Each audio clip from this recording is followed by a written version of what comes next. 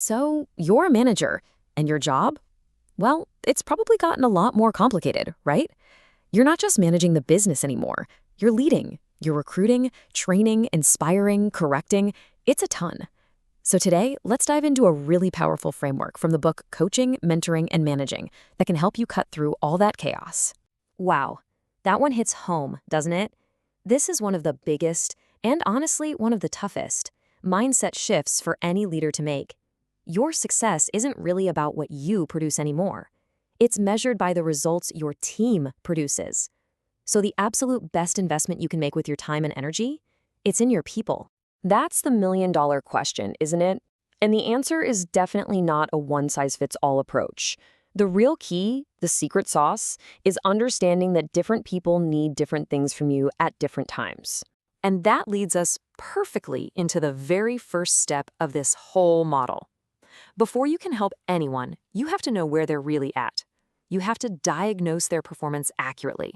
You just can't assume. Here's something that's just universally true. It doesn't matter how great your training is or how much experience someone has. On any given team, you are always going to have a mix of performance levels. And usually, they fall into one of three buckets.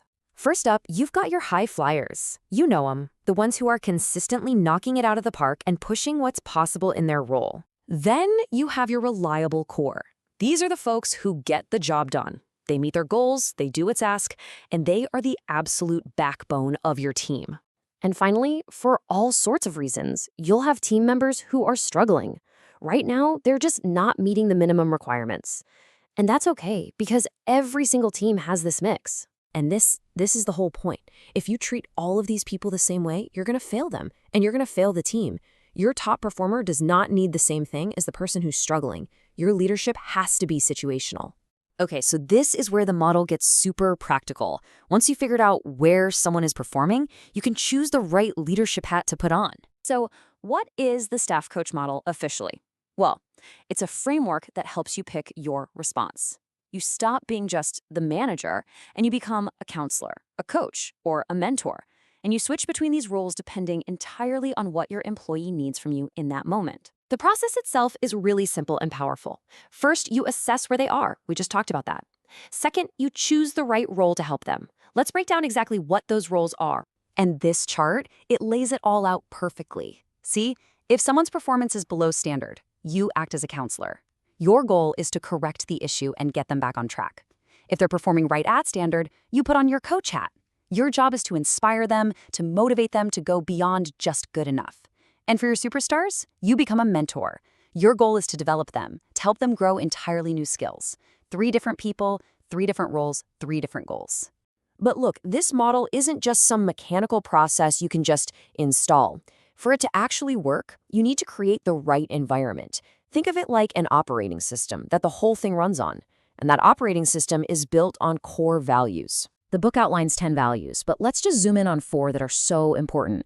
Clarity. No fuzzy language. No assuming they know what you mean. Supportiveness. Your team has to know without a doubt that you've got their back.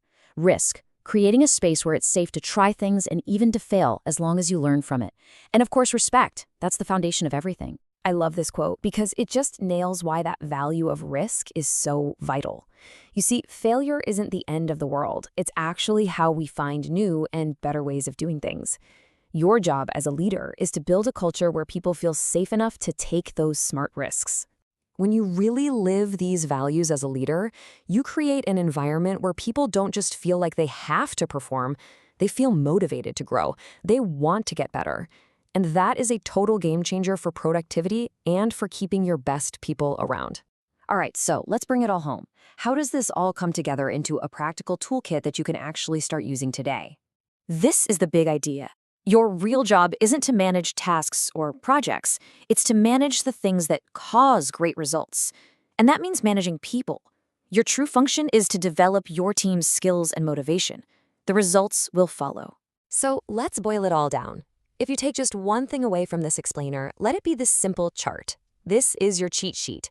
Before your next one-on-one, just ask yourself the question, is this person's performance below, at, or above standard? And boom, this table tells you what your role is and what your goal should be. It's your game plan for becoming the leader your team really needs. And that leaves us with one final thought. I want you to think about your team right now, not as a single unit, but as individuals. Based on where each of them is today, what do they need from you? Is it the counselor, the coach, or the mentor? Which role will unlock their very best work?